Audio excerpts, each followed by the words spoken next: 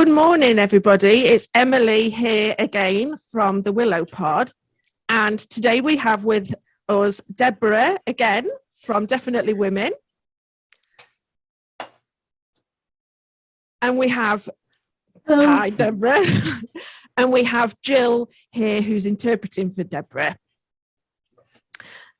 So, since we last saw you, Deborah, you have qualified as an IDVA and an IDVA. So, can you just explain? Yeah, it's an ISVA, ISVA, ISVA. Can you just explain what they are, what those terms mean, and what they do? Certainly. So, an IDVA is an independent domestic violence advisor. And so really, the role is to ensure the safety of any victims. So if they have children, for example, is to also ensure that they're safe. And if people are at high risk from a partner or an ex or a family member, for example, then we look to support them to make sure that they are safe. We take a part in safety planning, think about next steps, we provide advice, let them know what their rights are. And so we're kind of the first port of contact, really, the first person that they can come to, have a discussion about what their potential options are. And then it's up to them what they do. My role really is to advise. I can't tell them what to do. That's ultimately their decision, but I can give them options that they can weigh them up and make up their own mind about what next steps they would like to take. So that's the role of the IDVA. So that's to do with the domestic violence. Yeah. And then also I'm now an ISVA, so that's an independent sexual violence advisor. Now, if somebody has been involved, they have experienced sexual abuse, sexual violence, then it doesn't matter whether it's current, recent, or whether it's historical, then ISVAs can provide support for them. And what we will do is we will have a discussion potentially with other professionals. We'll signpost them to GPs so we can let them know which services are available for them, so they can potentially attend counselling or therapies or whatever else may be available to suit them. Now, if an individual is going to go through the court process, then we can also support them through that. We can talk with the police. We can talk to the Crown Prosecution Service, find out what's going on, what the next steps are likely to be, where they are in the process, and we can provide updates there on an ongoing basis for the victim. Additionally, we can help them to understand the process, where they're at, what's likely to happen next, so that they're really clear all the way throughout that situation. And so, yeah, just to provide support generally through whatever processes they'll be going through. Additionally, we can show individuals around the court so that they know what it's like, so they're a bit more confident, a bit more comfortable and prepared before they go into that court situation on their actual court date. And we can also make arrangements to have a screen so that somebody doesn't have to necessarily, see their the perpetrator, former partners, whoever it may be. And so once they're aware of that, they can feel more comfortable, and then potentially it's a bit less traumatic and less emotional for them. So again, that continuous ongoing support throughout whatever they may go through is something that we'll be providing, and we'll tailor that depending on their individual needs. Make sure that everything is accurate and it's balanced advice. Make sure that they have emotional support. Make sure that their needs are met. Provide support. So before, during, and after the court process. And obviously, we work very closely with others and with them to make sure that they are safe and that any children are also safe. That sounds like a lot of work. Yes, it is. Yeah, but it is interesting. I find it very interesting work.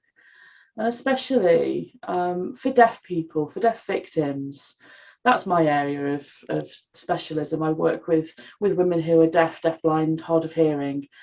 And so there's some additional requirements and so on that are required. So it's looking at those extra services and those extra needs, making sure that interpreters are booked for the court process, ensuring there's different interpreters for the perpetrator and for the victim, so that there's not a clash there. It can be quite complex sometimes, and again, go back to having that screen in place so that they can't see one another.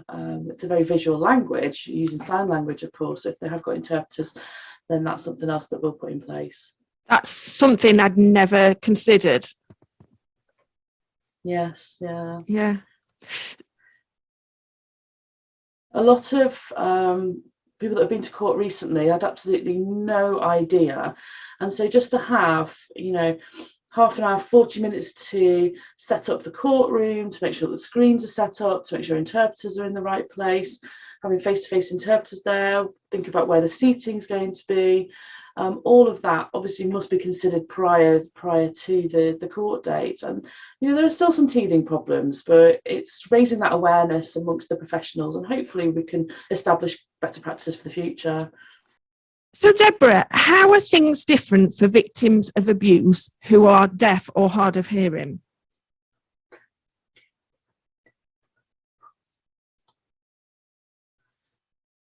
So for victims who are deaf or hard of hearing, there are additional barriers.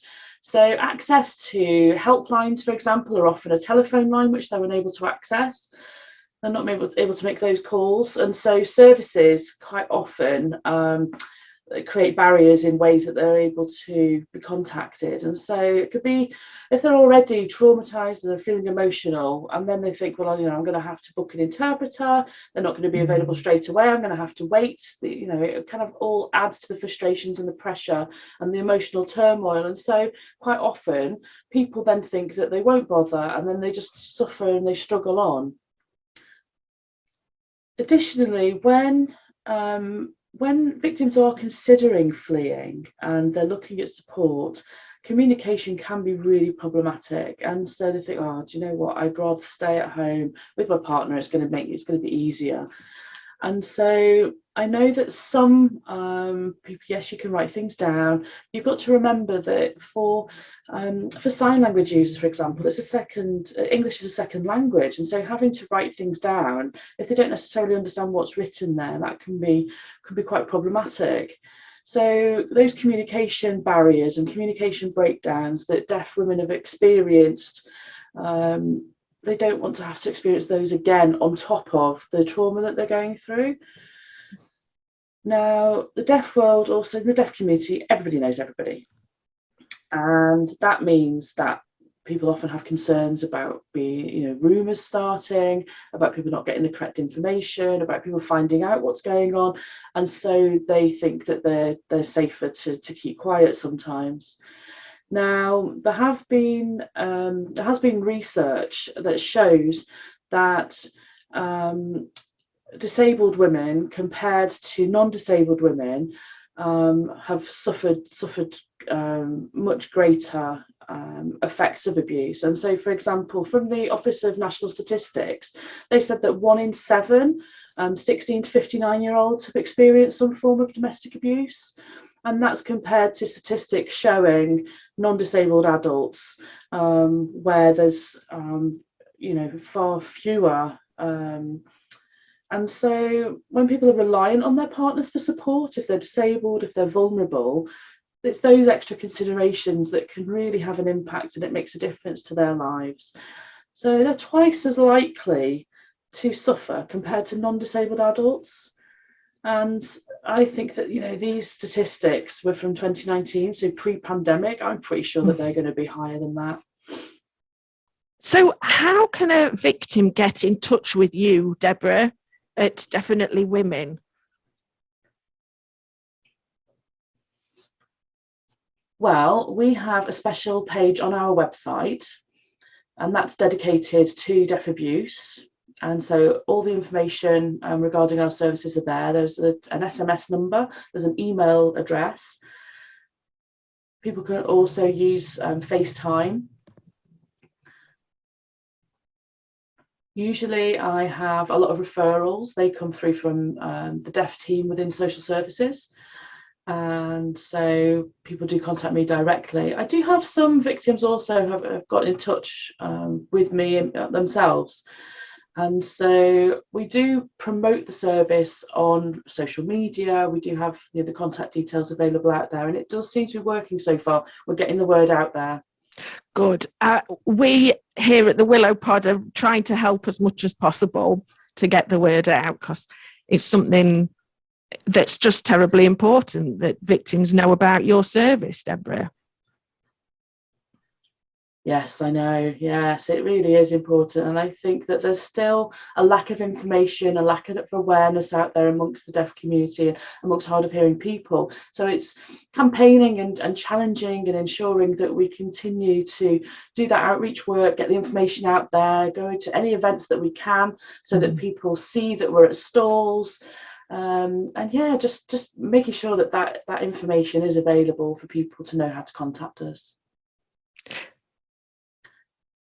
I think one difficulty is that a lot of deaf victims are often not confident to report. They might be a little bit embarrassed. The deaf community is also very small and everybody knows everybody. So that can potentially be a barrier. They may be a little bit reluctant to report, and also knowing that they're going to have to get an interpreter. That can take some time. They can't just get an interpreter instantly. The booking process can be quite slow, and so all these additional requirements can sometimes leave people thinking that they won't, and they're not necessarily confident to report or know how to go through that process of doing it. And that's something that we're campaigning to try and improve and make sure that the people know that they can. That element of everybody knowing each other is very similar to rural abuse. Yes, I can imagine. Yeah. What other services does Definitely Women offer?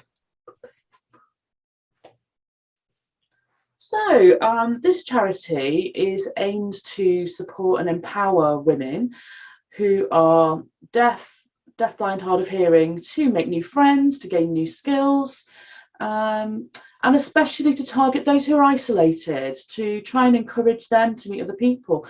Like you said, with rural settings, we have deaf and hard of hearing women all over the county, and they're quite often isolated. And so when we have so many different workshops. We have a program of events where people can come and learn computer skills. They could be learning about my role. They could be doing some crafts. They could be doing something about keeping safe, dating online, for example, how to do that safely. Thinking about healthy relationships and how to spot when something doesn't seem right. So if there are any red flags, any warning signs, they're things that I provide.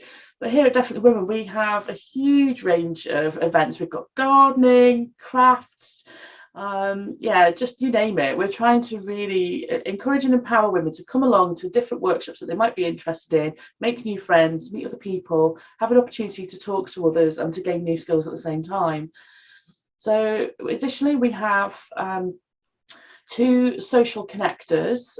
They just started recently, and that project aims to encourage people from different areas to try to encourage them. So if they're on their own, they'll learn how to use technology, for example. So they'll learn how to book onto our workshops.